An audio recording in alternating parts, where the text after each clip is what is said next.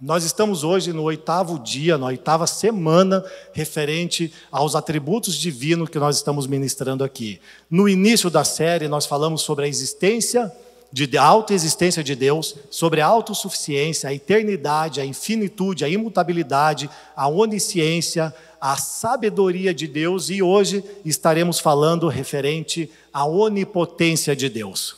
E a coisa mais importante que uma pessoa pode saber é quem Deus é. Mas não quem Deus é acerca da nossa mentalidade, de uma filosofia, de uma cosmovisão mundana, uma cosmovisão de mundo, mas sim do que as Escrituras afirmam quem Deus é.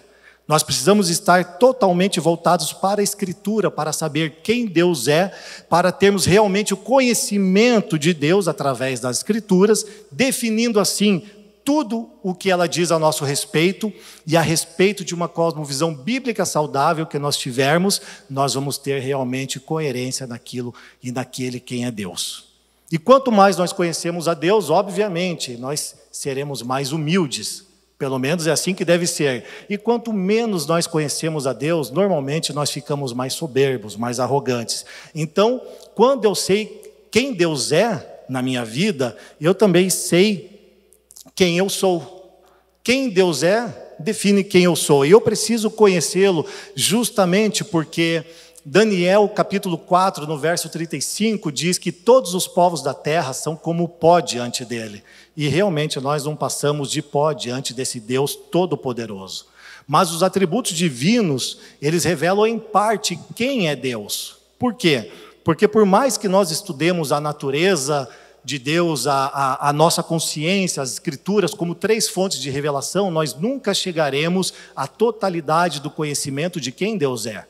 E a palavra onipotente vem do latim que se chama omnipotens. Omni, todo potens, poderoso. E essa palavra todo poderoso, ela está nas Escrituras, na Almeida Revista Atualizada, aparecendo em torno de 64 vezes. E no hebraico, o tradicional do hebraico El Shaddai, está em Gênesis 17:1. É a primeira menção que fala sobre o Todo-Poderoso, que diz assim: quando Abraão tinha 99 anos, o Senhor lhe apareceu e disse: eu sou Todo-Poderoso, anda na minha presença e sê perfeito, seja íntegro, seja reto. Então nós vemos aqui a primeira menção do Todo-Poderoso nas Escrituras. Deus se mostrando que Ele pode fazer qualquer coisa, e Ele pode realizar qualquer coisa, porque Deus é onipotente. Nada, não existe nada que Deus não possa fazer. Todas as obras de Deus são feitas pelo seu poder, que é ilimitado. Deus tem um poder ilimitado, e Ele tem poder sobre a vida, sobre a morte, Ele tem poder sobre os anjos e sobre os demônios, Deus tem poder sobre a cura, Deus tem poder sobre a natureza, Deus tem poder sobre todo o cosmos criado. Tudo aquilo que Ele criou e tem poder absoluto. A sua boca também é uma fonte de vida. Quando nós olhamos para as Escrituras, nós vemos que a fonte de vida está na fala de Deus, da boca de Deus. E a fonte da matéria-prima para toda a existência de todas as coisas está na boca de Deus. Quando nós vemos aquele texto em Adão, quando ele é formado do pó da terra, Deus ele sopra na sua narina. E então o homem vem a existir pelo fôlego de vida de Deus. Também quando Jesus ele está sendo tentado por Satanás, em Mateus no capítulo 4, ele diz que nem só de pão viverá o homem, mas de toda a palavra que procede da boca de Deus. Então nós vemos que a vida infinita no Deus Todo-Poderoso é o Shaddai, esse Deus onipotente, que Ele diz pela sua palavra que Ele pode fazer todas as coisas. Aí você pode dizer para mim assim: mas Deus pode pecar? Se Deus pode todas as coisas, Ele pode mentir? Não, obviamente que não. Por quê? Porque é contrária à natureza de Deus. Se Deus é todo poderoso, Ele faz todas as coisas segundo o seu caráter, segundo a sua natureza, segundo a sua moral, porque Deus é 100% santo.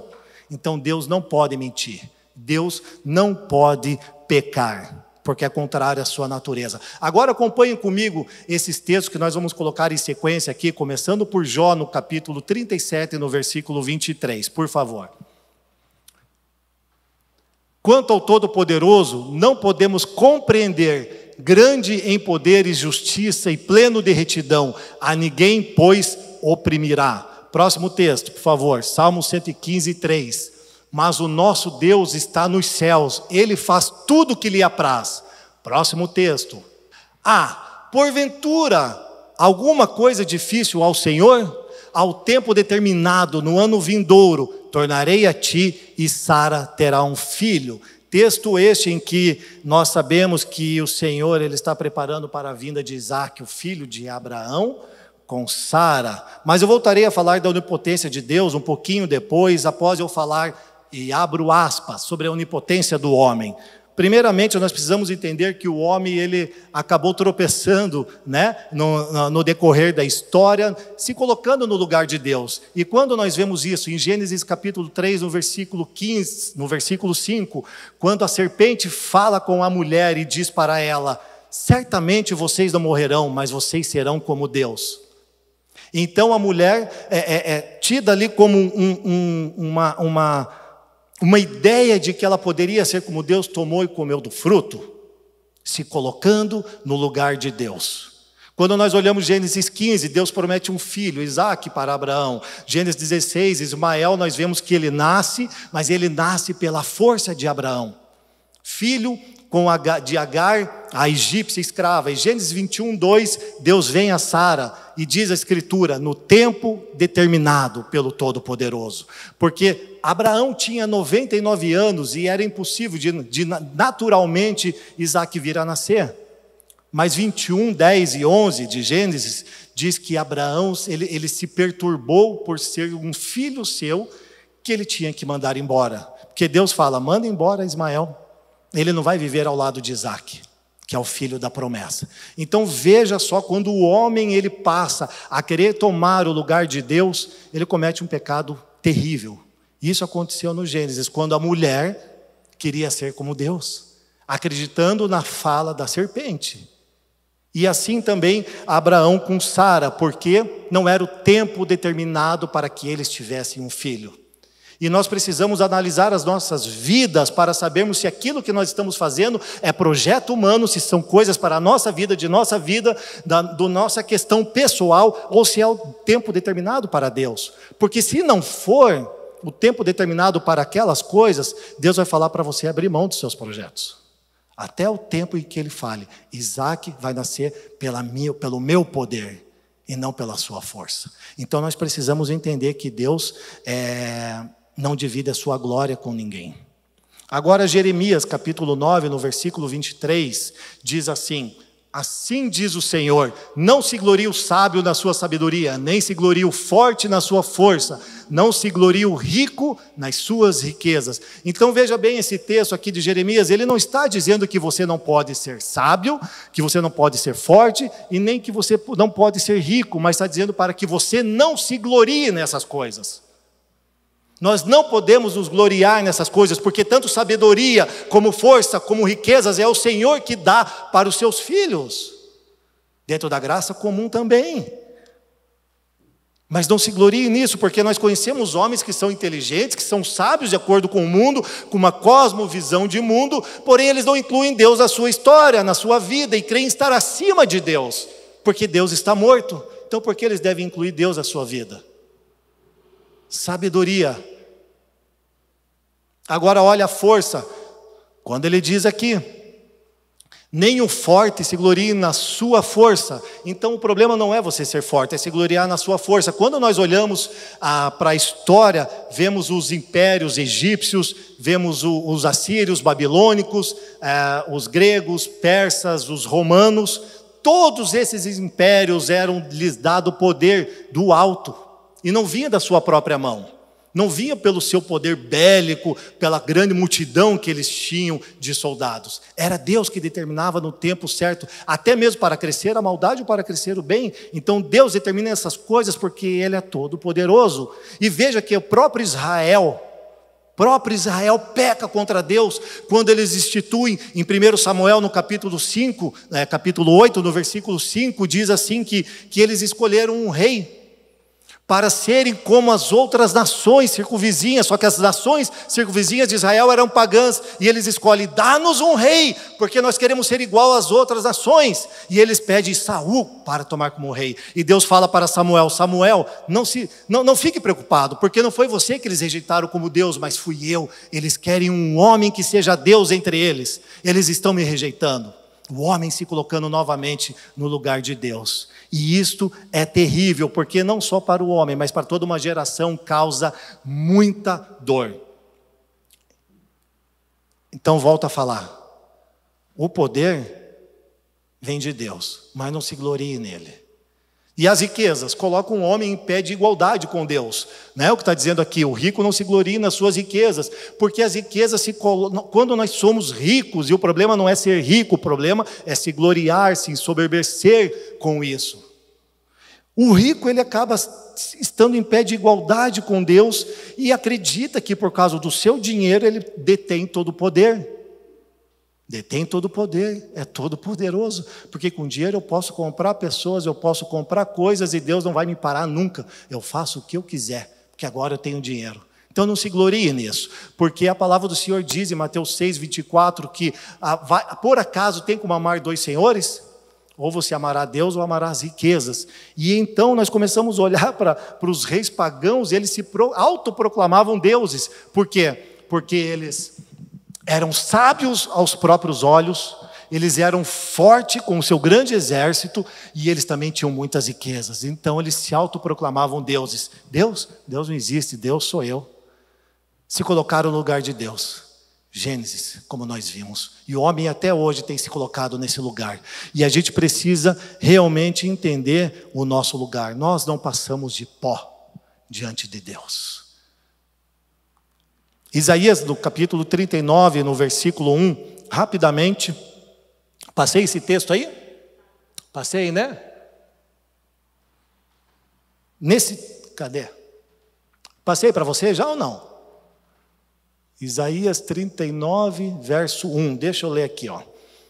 Nesse tempo, Merodach-Baladã, filho de Baladã, rei da Babilônia, enviou cartas e um presente a Ezequias, porque soube que estivera doente e já tinha convalescido. Veja bem, Ezequias era o rei naquela época, e Merodach-Baladã tinha como seu nome, como Marduk, que era um deus, né, da Babilônia.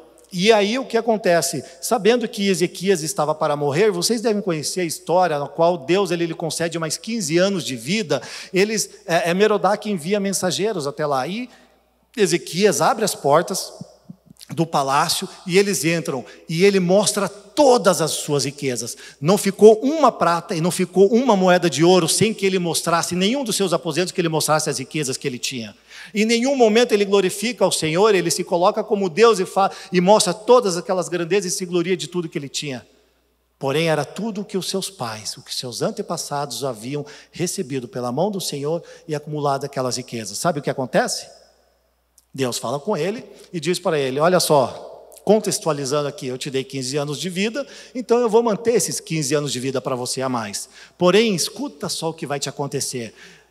Para esses a quem você mostrou todas as riquezas, você vai perder. Eles vão vir, vão tomar todas as riquezas, todo o ouro, toda a prata, e ainda mais, levarão os seus filhos para viverem como eunucos no palácio da Babilônia. O homem se gloriando das suas riquezas e achando que pode ser Deus. Então, esse é o grande ponto em que nós precisamos compreender. E pior ainda, aquele rei, esse Merodach-Baladã, era o nome de Marduk. Marduk era o deus dos deuses. Ele era o herói dos deuses e dos humanos, e era o criador do universo. Era isso. E ele estava tendo como que eu posso falar? Essa vida, e mostrando todas as suas riquezas que Deus havia lhe dado para alguém que era inimigo e era pagão de Israel. E não colocou Deus na sua história. E quem sofreu, não só ele, mas toda uma geração. Nesse caso ele disse ainda, corrigindo, haveria paz sobre ele. Ele diz: boa é a palavra do Senhor, porque sobre os meus dias haverá paz, mas a sua descendência ia sofrer por causa do seu erro. Provérbios 3:5 diz assim: confie no Senhor de todo o coração e não se apoie em seu próprio entendimento. Ou seja, nós não devemos nos gloriar em nós mesmos, não nos apoiar no nosso próprio entendimento, mas nós devemos nos apoiar nas Escrituras e o que elas afirmam acerca de quem é esse Deus Todo-Poderoso. Então, de Deus não se zomba, de Deus não se zomba.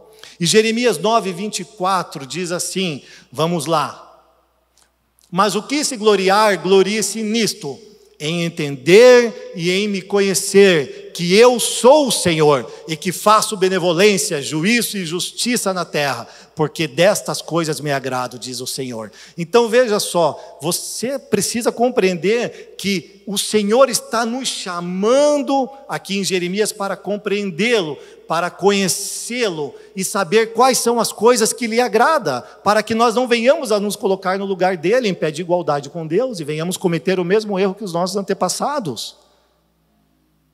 Então é errado eu fazer teologia, ou é bom? Claro que é bom, estude teologia, quanto mais você conhecer Deus, melhor. Só que leia a Escritura, ore, se relacione com a sua família espiritual, se relacione com a sua família biológica e comece a ser um crente verdadeiro dentro de casa, e depois você vai para fora. Porque compreender as Escrituras e quem Deus é também vai fazer com que você compreenda quem você é.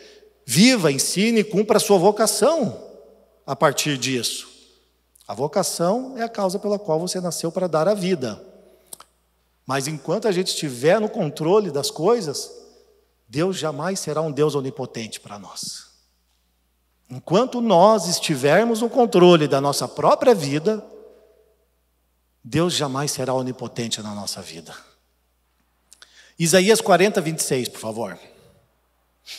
Vamos lá. Levantai ao alto os vossos olhos e vede, quem criou estas coisas? Foi aquele que faz sair o exército delas segundo o seu número. Ele as chama a todas pelos seus nomes. Por ser ele grande em força e forte em poder, nenhuma faltará. Deixa eu ler na minha tradução, que está um pouquinho melhor aqui, de entendimento. Ergam os olhos e olhem para as alturas. Quem criou tudo isso? Aquele que põe em marcha cada estrela do seu exército celestial, e a todas chama pelo nome. Tão grande é o seu poder e tão imensa a sua força, que nenhuma delas deixa de comparecer. Então preste atenção, aqui esse Deus onipotente, todo-poderoso, ele está dizendo, olhe para o céu, veja quantas estrelas há no céu. Você está conseguindo ver? Sou eu que coloco todas elas em marcha, todas elas, esse exército celestial, sou eu que coloco elas em marcha, e sou eu que as chama pelo nome. Então Deus está falando aqui que com todo o seu poder, com toda a sua grandeza, ele chama cada estrela que há nos céus pelo nome para comparecer diante dele. E sabe o que é o mais interessante? Que na nossa galáxia, na Via Láctea, uma galáxia, dentre 2 trilhões de galáxias, existem de 200 a 400 bilhões de estrelas. Preste atenção nisso. Existe na nossa galáxia, na Via Láctea, de 200 a 400 bilhões de estrelas. Pode consultar depois. E ele diz que chama cada uma delas pelo seu nome, e nenhuma delas falta quando ele as chama. Uau! Nenhuma delas deixa de comparecer e de brilhar nos céus, quando ele chama elas pelo seu nome. Este é o Deus que nós adoramos. Este é um Deus onipotente. Agora veja, deixa eu lhe dizer uma coisa. O universo está em constante expansão. A cada segundo que passa, enquanto nós estamos falando aqui, você está me vendo aí, o universo está em constante expansão. E a área observável do universo, porque existe a área observável e uma área que não é observável, mas teoricamente pode ser medida, essa área observável ela tem 93 bilhões de anos-luz. E a velocidade de expansão do universo é muito maior do que a velocidade da luz. Mas deixa eu me perguntar, você sabe qual é a velocidade da luz? Então eu vou te falar, se você não sabe, ela é de 300 mil quilômetros por segundo. E o Senhor está fazendo com que o seu universo, a sua criação esteja se expandindo cada vez mais, porém mais rápido que a velocidade da luz, que é de 300 mil quilômetros por segundo. Que Deus é esse? Que Deus é esse? É um Deus todo-poderoso, que fez céus e terra da maneira que lhe apraz. Ah, glorioso és tu, Senhor. Obrigado, Senhor. E você sabe quanto que se mede um ano-luz? Veja, o universo observável tem 93 bilhões de anos-luz. E o universo não observável, ele tem 156 bilhões de anos-luz. Porém, a luz ainda não chegou até o universo como um todo. Então, eles não têm como medir aonde não chegou a luz. Então, teoricamente, ele tem em torno de 156 bilhões de anos-luz. Mas um ano-luz corresponde a 10 trilhões de quilômetros. Um ano-luz, 10 trilhões de quilômetros. E o universo observável, que é conhecido hoje pelos homens, tem 93 bilhões de anos-luz. Eu ousei fazer essa conta. Se está certo, não sei. Mas eu multipliquei 93 bilhões de anos-luz por 10 trilhões, que significa um ano-luz. Deu 9,3 e uma sequência de 23 zeros. Cara, é muita coisa. Eu acredito que é septilhões, pelo que eu vi ali. 9,3 septilhões de quilômetros. E veja só, se nós viajássemos da velocidade da luz, 300 mil quilômetros por segundo, nós levaríamos bilhões de anos para chegar ao fim do universo. E quando tivéssemos chegado ao fim do universo, o que aconteceria? Ele já teria se expandido, ou não teríamos chegado até lá?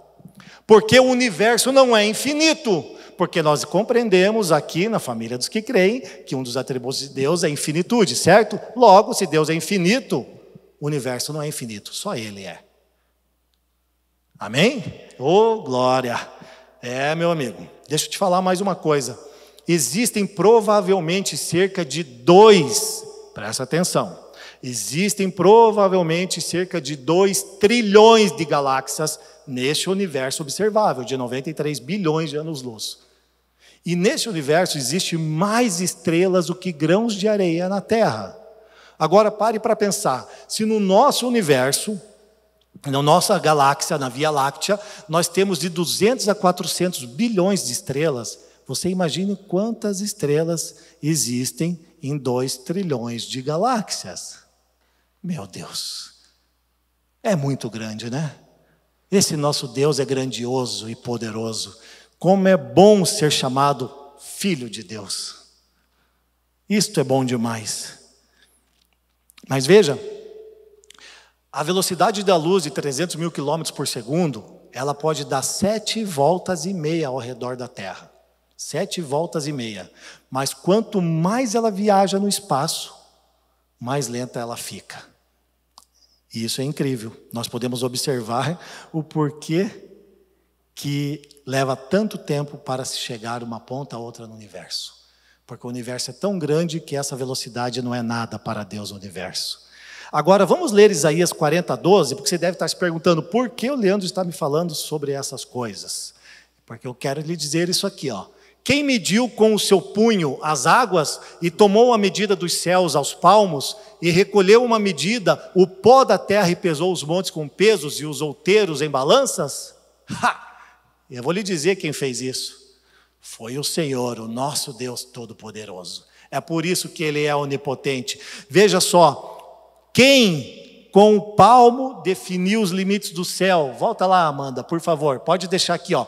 Quem mediu com os punhos as águas e tomou a medida dos céus aos palmos? Então veja, se nós vemos que o universo ele tem 93 bilhões de anos-luz, e um ano-luz é medido por 10 trilhões de quilômetros, Deus mede os céus com a palma da sua mão. Ah, é maravilhoso, né? Que Deus maravilhoso. Esse é o seu Deus, esse é o meu Deus, e não há outro como Ele. Não há outro como o Senhor, Deus onipotente. Agora veja o que ele diz ali, ó. Quem mediu com o seu punho as águas? Então preste atenção nisso. O que a Isaías 40:12 está nos falando aqui, que Deus, quando Ele criou ali o Oceano Pacífico, o Atlântico e o Índico, Ele pega pela concha da sua mão, Ele dobra assim e faz assim, ó. Ele coloca uma medida de água, 2 conchas de água e 3 no Pacífico. Aí Ele vai para o Oceano Atlântico, Ele faz assim, aqui eu vou colocar 2. só 2 conchinhas de água. E ele vai no Índico e coloca mais 2 conchinhas. E ele fala, uau, agora está tudo belo. Sim, porque pela concha da mão, esse Deus grandioso, ele encheu os oceanos. Quem é este Deus Todo-Poderoso? Ficamos sem palavras diante dele, né? Não há palavras que possam haver catalogadas para descrever quem é Deus, senão aquilo que nós conhecemos na Escritura. Que Deus grandioso e maravilhoso. Sem contar ainda, né, que ele fala, quem jamais calculou o peso da terra, ou pesou os montes nas balanças e nas colinas dos seus pratos? Veja, nós não conseguimos nem mesmo pegar um punhado de areia nas mãos e conseguir enxergar um grão de areia, de tão pequeno que é. Nós não conseguimos contar os grãos de areia. E ele diz que as estrelas existem muito mais do que grãos de areia. E melhor do que isso, quando nós olhamos o Pico Everest, pense você, com a grandiosidade de Deus, ele deve pegar o Everest e colocar assim. Sabe quando a gente vai para a praia com o nosso filho e montava aqueles castelinhos assim? Você pegava e brincava com aquele castelinho e tal, Deus faz assim com o Everest. Vou pôr um pouquinho de neve aqui, mais uma pedrinha aqui. Ah, legal, agora ficou bonitinho, mas tem que tomar cuidado. Este é o nosso Deus Todo-Poderoso. Glória nós te damos, Senhor, porque não há outro como o Senhor. Eu quero mostrar um vídeo para você, então, por favor, preste atenção para nós olharmos um pouquinho mais da onipotência de Deus sobre aquilo que nós estamos falando.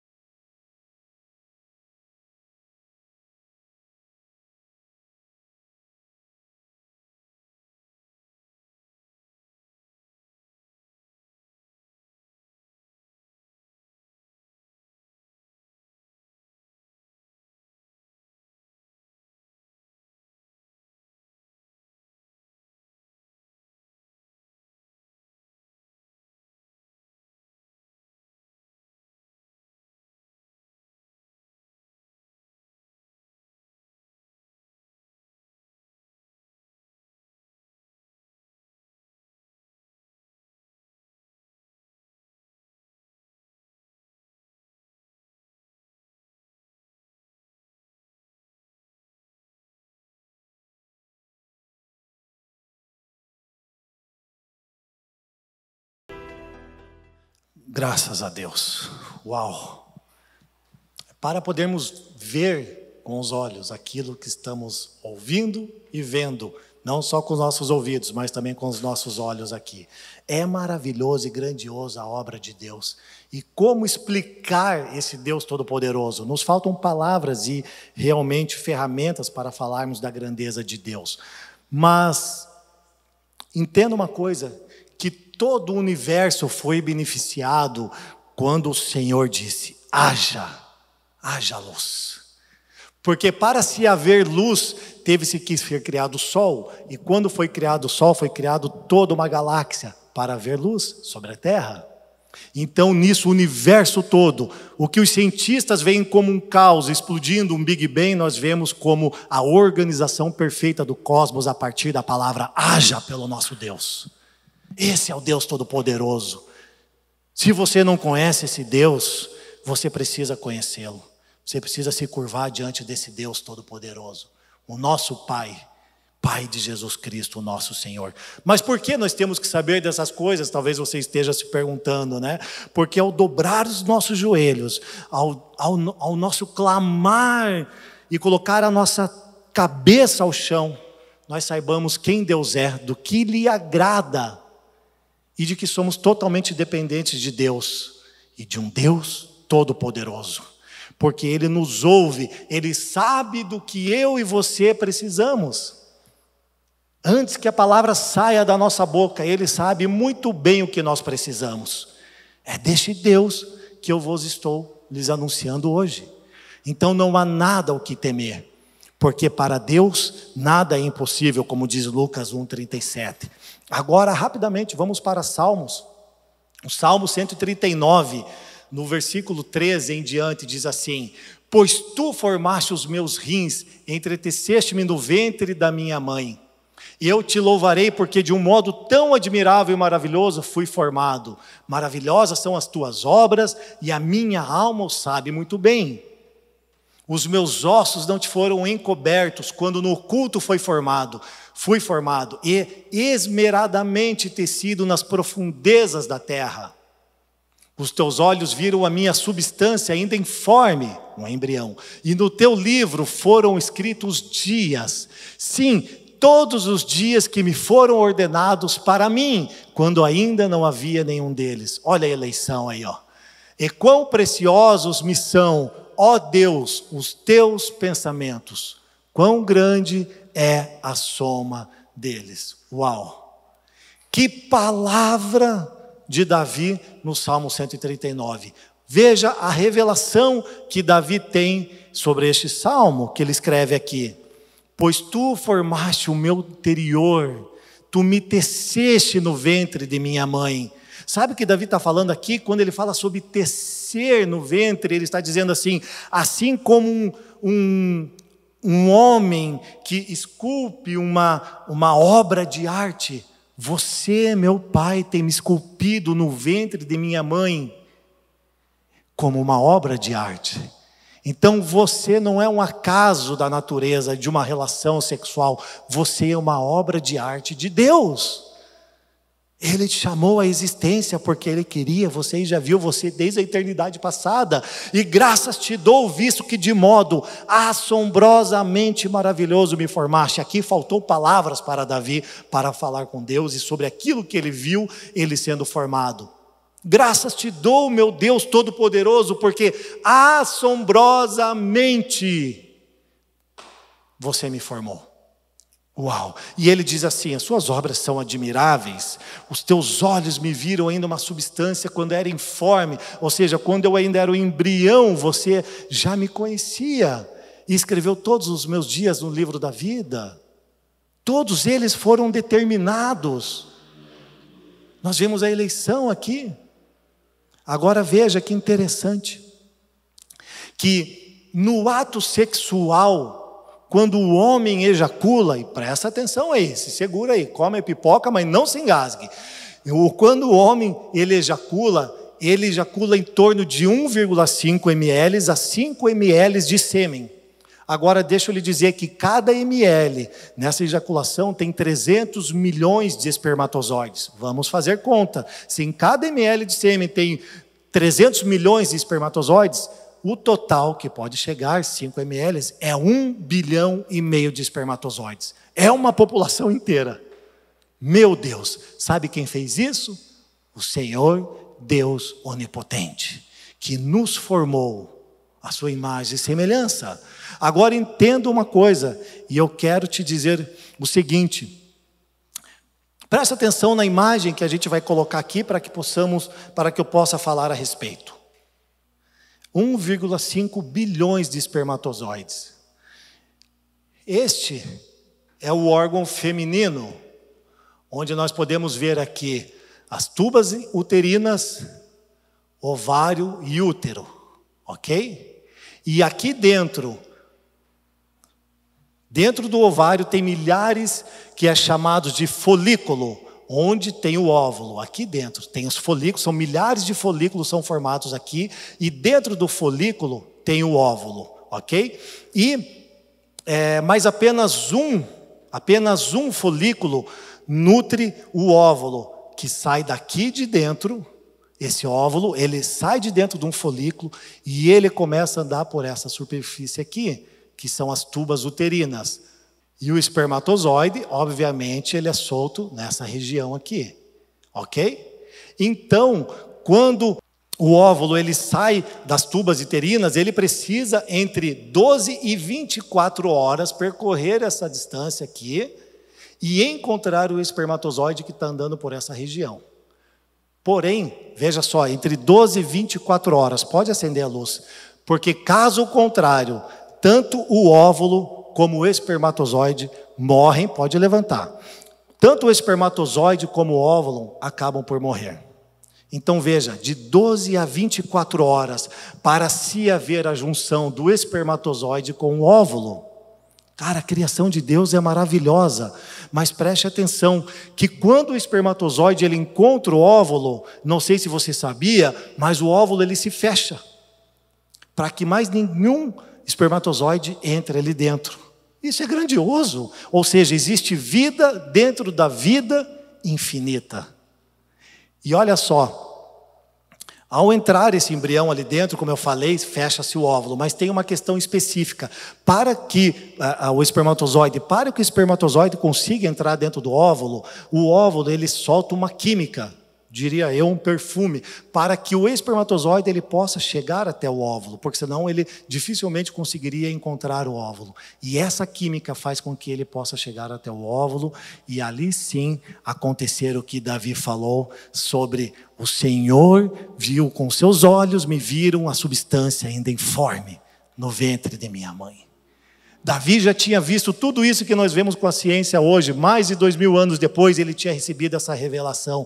Então é grandioso o que Davi viu, a revelação que ele teve sobre a maneira como o ser humano é formado e também ele é tecido dentro do ventre. Cara, isso é maravilhoso. E não há compatibilidade, somente o óvulo e somente o espermatozoide, há uma junção de ambos. Deus criou tudo a partir do nihilo, a partir do nada. E isto é maravilhoso. O nome daquela química se chama prostaglandina, para que o espermatozoide possa encontrar o óvulo. Então veja só que interessante, porque Davi está falando acerca do seu nascimento, de como tudo aconteceu, mas de uma maneira tão íntima, que é impossível que ele não esteja falando com Deus como um pai. Você sabe, você que tem filho, como você chama o seu filho, dos pés à cabeça, você o conhece muito bem. E ali Davi, ele está falando sobre acerca de Deus, como conhecendo como um pai, que lhe conhece de tal maneira que sabe tudo a seu respeito. E isso é maravilhoso. Entenda que cada ser humano é tão complexo que é como um universo em si mesmo. Porque para Deus, cada um de nós é feito de uma maneira diferente, assim como suas galáxias, assim como todo o universo, entende? Então nós somos tão complexos, e assim como o universo, que quanto mais o homem estuda o ser humano, mais ele fica assustado. Vamos para Isaías 40, 27, que diz assim, ó: Porque dizes, ó Jacó, coloca o seu nome e eu colocarei o meu aqui. Porque dizes, ó Jacó, e falas, ó Israel, o meu caminho está escondido ao Senhor, e o meu juízo passa desapercebido ao meu Deus? Veja só, esse texto, tem mais? Não tem todo ele? Ah, está aqui, ó. Não sabes, não ouvistes que o eterno Deus e o Senhor, o Criador dos confins da terra, não se cansa nem se fatiga? E inescrutável o seu entendimento? Então veja só que Isaías 40, 27 diz aqui: por que você reclama, ó Jacó? Por que você não para de reclamar, sabendo que o Senhor se interessa por você? Ele é o Senhor eterno, é o Deus eterno que diz a Escritura, Criador de todas as coisas. Ele não fica exausto e sua sabedoria é insondável. Ele sabe dos seus problemas, Ele sabe dos meus problemas. Ele sabe o quanto nós somos pecadores, mas damos graças a Deus por Jesus Cristo, que nos reconciliou com esse Deus e Pai. Então não há nada que esse Deus Todo-Poderoso não possa fazer na sua vida. Basta deixarmos de sermos como aquele povo no Egito, que queria voltar a ser escravo por causa de comida e por causa de bebida. Temos que parar de murmurar e de reclamar, porque como nós podemos dizer para Deus o que Ele fez? Ninguém disse que ia ser fácil, mas Jesus Cristo veio como modelo para essa terra, para mostrar para nós como poderíamos passar por aflições, e Ele é o nosso modelo. Daniel 4,35, todos os povos da terra são como nada diante dele. Ele age como lhe agrada, com os exércitos do céu e com os habitantes da terra. Ninguém é capaz de resistir à sua mão ou dizer-lhe: o que fizeste? Isaías 66:1, assim diz o Senhor: o céu é o meu trono e a terra é estrado dos meus pés. Quem sou eu e quem é você para dizer para Deus o que você fez, Deus? Ele conduz melhor a sua vida do que você mesmo. Ele conduz melhor a minha vida do que eu mesmo. Por isso eu tenho que me prostrar diante da terra e dizer: obrigado, meu Deus, graças te damos, visto que por modo assombrosamente maravilhoso você me criou, ainda no ventre de minha mãe. E não há nada que eu tenha que abrir a minha boca para colocar Deus na parede e dizer: por que você fez isso? Precisamos nos arrepender dia após dia para não nos colocarmos no lugar de Deus. Agora vamos ver um pouco mais de Deus e a sua onipotência. Em Gênesis 5, 24, Enoque andou com Deus e foi arrebatado. Nada é impossível para Deus. Diz que Enoque andou com Deus. E ele falou: Enoque, eu não vou deixar você aí nesse lugar não. Sai da terra e vem aqui. Vuf.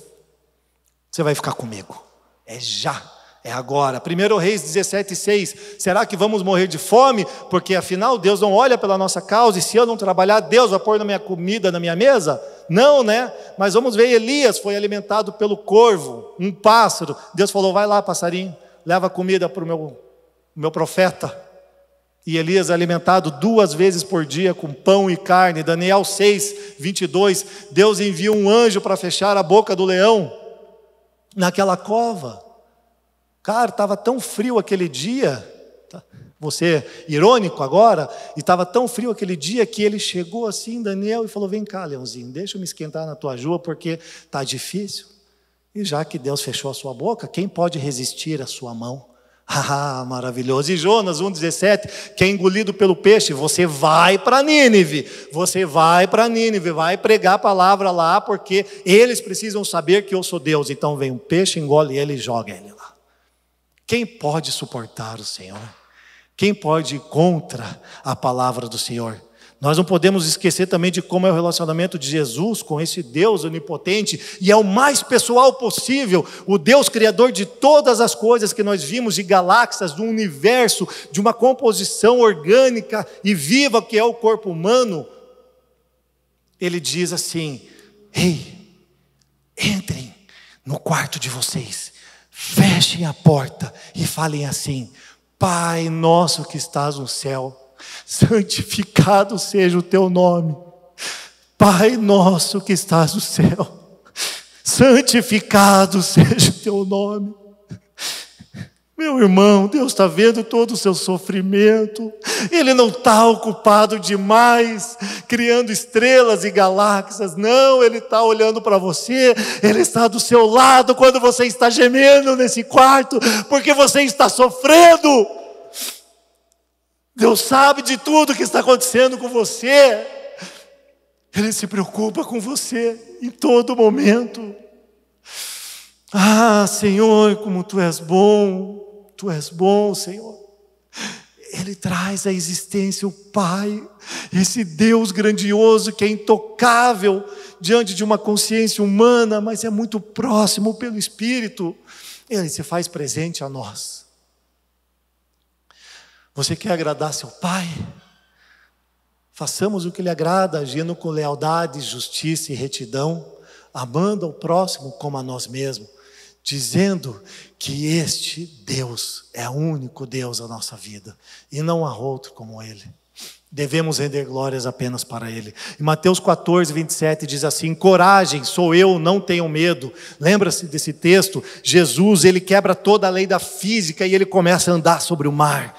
E Ele começa a andar, e então os discípulos avistam Ele no mar e dizem: é um fantasma. Eles ficam aterrorizados de medo, e Ele diz: meu Deus do céu, eles estão com medo, eles ainda não sabem quem eu sou. E Ele diz: coragem, sou eu, não tenho medo. Ele quebra toda a lei da física andando sobre a água. E melhor do que isso, Pedro anda com Ele. Ah, mas Pedro se afogou, né? Pedro estava se afundando. É claro, Ele diz para mim e para você: você é igual Pedro. Quando você tira os olhos da minha presença, os olhos de mim, você sempre está se afundando. Mas não esqueça que eu sempre estou do teu lado para te dar a mão e te reerguer. E você vai andar comigo sobre o mar, até voltar para aquele barquinho e irmos em segurança para a terra. É isso que Deus está fazendo com você, você nem percebe. E o próprio Senhor está pegando nas suas mãos para te levar em terra firme. Se fosse por você, já era. Isaías 24:14, o Senhor dos exércitos jurou: certamente, como planejei, assim acontecerá, e como pensei, assim será. Todos os planos e propósitos de Deus não podem ser agidos pela intervenção do homem. Tudo que Ele fez e tudo que Ele está fazendo irá se cumprir. Veja o poder de Jesus. Ele ascendeu aos céus e todos ficaram perplexos no momento da manifestação da sua ressurreição. Esse é o Deus que nós adoramos, Deus onipotente. Tudo está no controle do Pai. Nem na minha mão, nem na sua mão. Não está na nossa mão o controle da nossa vida. Porque toda vez que nós queremos tomar controle da nossa vida, nós fazemos como lá no jardim, ou nós fazemos como Abrão. Nós nunca conseguimos fazer as coisas num tempo determinado de Deus, porque nós não sabemos como Deus pensa, como Ele age. Mas todas as coisas colaboram para o bem daqueles que amam a Deus. E escute, as coisas da sua vida não estão na mão do diabo, tá? Preciso falar isso. Porque você precisa entender que Mateus 4, versículo 8, quando o diabo leva Jesus para um alto monte, ele diz assim: mostrou todos os reinos do mundo e o seu esplendor, ele disse: tudo isso te darei se prostrar e se me adorar. Mas a grande mentira do diabo é justamente essa, é dizer para nós que ele é dono de alguma coisa, mas ele não é dono de nada. Porque ele é pai da mentira e não há verdade nele. Então toda vez que você olhar nas escrituras o diabo falando é tudo mentira, certamente não morrerão, mas vocês serão igual a Deus. João 8,44, pai da mentira, não há verdade nele. Então a política é do diabo? Não, mas ele influenciava pessoas para o mal. Ah, então a polícia, você vê matando pessoas? Não, existem pessoas más na polícia também, mas é porque ele influenciava pessoas para o mal. Existem pessoas más na igreja também, existem muitas que são influenciadas para o mal. Mas a igreja é santa, mas há homens que são influenciados para o mal. Isaías 43:13, vamos lá. Desde os dias mais antigos eu o sou, não há quem possa livrar alguém de minha mão. Agindo eu, quem pode desfazer? Jeremias 32:17, vamos lá. Ah, soberano Senhor, Tu fizeste os céus e a terra pelo teu grande poder, e por teu braço estendido, nada é difícil demais para ti. Mateus 19, versículo 26.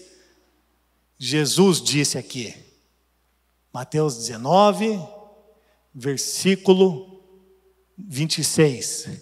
E fixando neles o olhar, respondeu: aos homens isso é impossível, mas a Deus tudo é possível.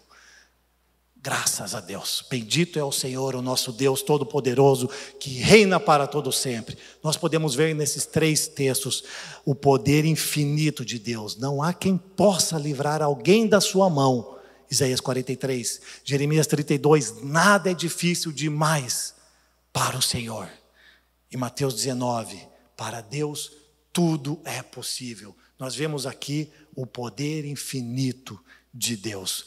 1 Coríntios 15, 58 diz assim, Paulo: portanto, meus amados irmãos, mantenham-se firmes e que nada os abale. Sejam sempre dedicados à obra do Senhor, pois vocês sabem que no Senhor o trabalho de vocês jamais será inútil. Veja só, Paulo trazendo para os coríntios um motivo de perseverança, um motivo deles continuarem se dedicando ao Senhor, se mantenham firmes. E essa palavra é para nós, nos dias de hoje também. Nós estamos falando sobre um Deus que é todo-poderoso, que nada foge dos seus propósitos. Então nós precisamos ser dedicados à palavra do Senhor, ser dedicados à sua obra, a levar o Evangelho até os confins da terra. Porque o nosso trabalho, tudo aquilo que é feito no Senhor, não será jogado fora. Não é inútil o que é feito no Senhor. Mas aquilo que é feito pela nossa própria força, como Abraão fez Ismael com a escrava, ele fala: manda ele embora. Os nossos projetos humanos são descartados. E eles não valerão diante de nada, diante do Senhor. Esses são inúteis, mas o trabalho que você faz e está fazendo, se dedicando ao Senhor, sim, este será útil, está sendo útil. Então permaneça firme com a convicção que Jesus Cristo é o Senhor e continue a pregar o Evangelho. E se você não conhece o Senhor e está vendo essa mensagem agora, comece a caminhar com o Senhor. Se arrependa do seu mau caminho, deixa de ser soberbo e arrogante e seja humilde para que você possa ser exaltado pelo Senhor. Se entregue nas mãos dele.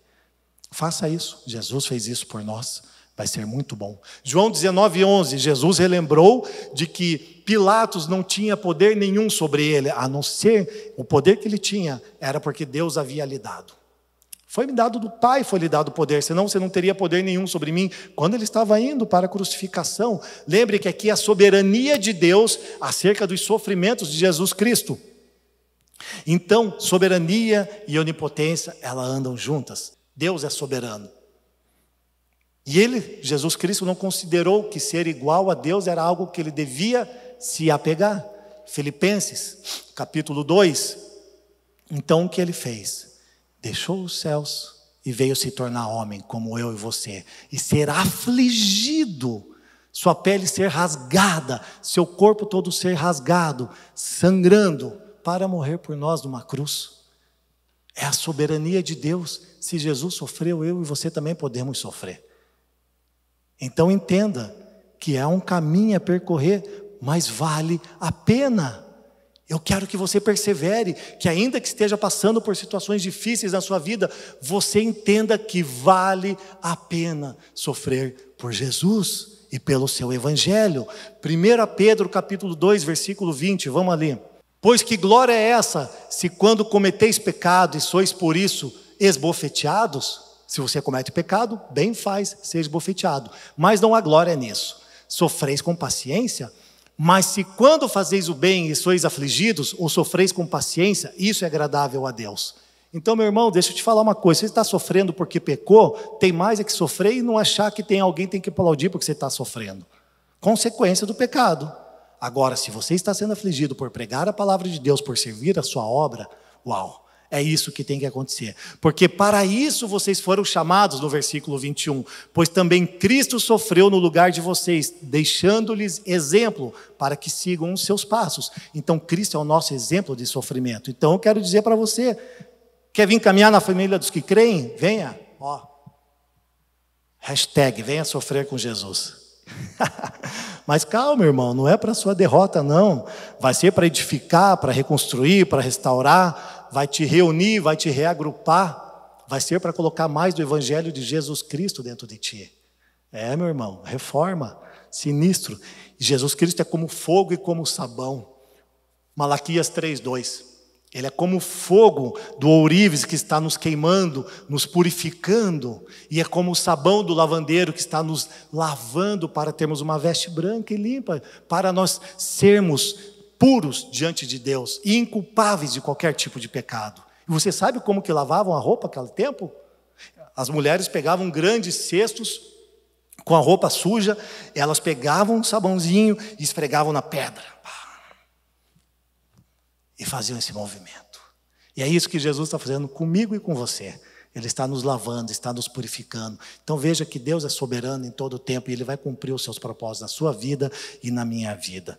1 Coríntios 15:26 diz assim: o último inimigo a ser destruído é a morte. Jesus Cristo venceu a morte, sendo crucificado. Ele morreu e ressuscitou no terceiro dia. Então nós não precisamos preservar a nossa vida. Porque Cristo já venceu o último inimigo, que era a morte. Porque haverá ressurreição dos mortos. Então, se eu perder a minha vida, tá valendo, show de bola. Amanhã não tem problema nenhum, porque estarei ressurreto com Cristo Jesus e com os santos. 2 Coríntios 12:9 diz assim: de boa vontade, pois, me gloriarei nas minhas fraquezas. Me gloriarei nas minhas fraquezas, para que em mim habite o poder de Cristo. É por isso que nós somos fracos, e nós temos um espinho na carne, assim como Paulo, porque Deus sabe que no dia que Ele tirar esse espinho da sua carne, Ele perde você também. Se glorie nas suas fraquezas. Se glorie nas suas fraquezas, para que Deus seja exaltado. João 21, verso 18 e 19, coloca para nós lá, Amanda. Você sabe esse texto? O contexto é que Jesus está falando aqui com Pedro, ele falando: você me ama, Pedro? Você me ama? Ele diz: Senhor, tu sabe todas as coisas, sabe que eu te amo. Então ele diz assim: em verdade te digo que, quando eras mais moço, te cingias a ti mesmo e andavas por onde querias, mas, quando fores velho, estenderás as mãos e outro te cingirá e te levará para onde tu não queres ir. Veja só que maravilhoso. E então ele disse: siga-me. A soberania de Deus também sobre sofrimentos de Jesus Cristo estava sobre Pedro. E essa é a grande questão. Quando você era mais jovem, vestia-se e ia onde queria. Quando eu era criança, eu corria. Que nem criança eu pensava. Como criança eu vivia. Como criança eu brincava. Mas agora que eu cresci, pode acreditar, a vocação já não me deixa brincar. Louvor rolando solto hoje aqui. Porque a vocação é igual à morte. Mas não esqueça que a vocação é a causa pela qual você nasceu para dar a sua vida. Não esqueça disso. Precisamos encontrar a nossa vocação. Deus te chamou para uma vida nova. E agora, com essa vida nova, você vai entregar nas mãos dele, para que você possa dar a sua vida pela vocação, cumprindo o seu chamamento no Senhor. Coloque essa citação para nós agora, por favor.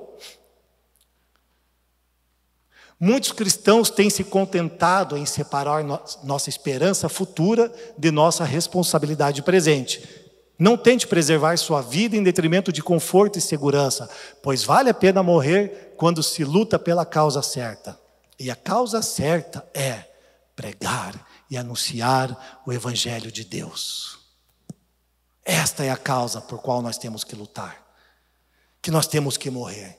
Apresentar um Deus onipotente para todas as nações e o seu Filho crucificado e ressurreto para que todos creiam nele e recebam a vida eterna. Foi para isso que você foi chamado, foi para isso que eu fui chamado, que nós fomos chamados como uma família espiritual, um reino sacerdotal. Agora você olha e deve pensar que é difícil. Obviamente, enquanto você não entrar nesse lugar, será difícil. Clama a Deus e peça para Deus para Ele te mostrar o caminho. Porque muitos homens morreram dessa forma. E não há problema se um urso estraçalhar a nossa pele. Não há problema se vir uma bomba e explodir a gente em alguma missão.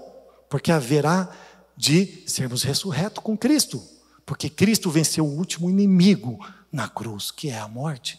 Agora veja, nós olhamos o exemplo de Estevão. Estevão estava pregando o evangelho para o povo judeu, e o que aconteceu? Ele vê os céus abertos e o Deus entronizado no seu trono, e ele diz que foi morto, apedrejado naquele momento. Paulo, ele é decapitado em Roma. Pedro é crucificado. Veja, a soberania de Deus, um Deus onipotente sobre o sofrimento dos homens. E ele diz ali para Pedro: esta será a forma que você vai glorificar a Deus. E Jesus Cristo cumpriu a sua missão glorificando a Deus, morrendo naquela cruz. Se Deus não poupou o seu filho, porque Ele pouparia eu e você? Ele não precisa, Ele é soberano, Ele é onipotente, Ele sabe o que é melhor para mim e o que é melhor para você. Então não tente preservar a sua vida. Veja os mártires, veja os, como que é o nome deles? Os moravianos. Eles se venderam como escravos para pregar a palavra do Senhor. Deus é soberano sobre os seus propósitos e não há nada que possa impedir a sua mão de fazer com que eles se cumpram. Deixa de chorar, de ser bebê. Se torne um homem, se torne uma mulher de Deus e avance. Vai para frente, persevere. Porque quem morre, vive. Quem perde, ganha. E quem se humilha diante de Deus, é exaltado.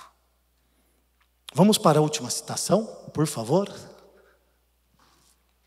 Jesus Cristo é Deus onipotente encarnado. Seu poder é manifestado na criação, seu poder é visto em muitos milagres, nas inúmeras curas, no alimento para 5.000 homens, sobre acalmar a tempestade, sobre ressuscitar Lázaro e a filha de Jairo. Jesus veio para destruir a morte e para reconciliar os pecadores a um relacionamento íntimo e reto com Deus. Jesus disse que ele tinha o poder para dar a sua vida e para retomá-la ao falar sobre o templo. Tem o poder sobre 12 legiões de anjos para salvá-lo do julgamento, mas escolheu oferecer-se em humildade como sacrifício vivo em nosso lugar. Pois uma vez que a morte é destruída, podemos ser ressuscitados para a vida eterna, porque todas as coisas foram feitas por intermédio dele. Sem ele, nada do que existe teria sido feito. Aleluia! Pois reina o Senhor, o nosso Deus, o Todo-Poderoso. Apocalipse 19:6. Jesus Cristo é Deus onipotente encarnado.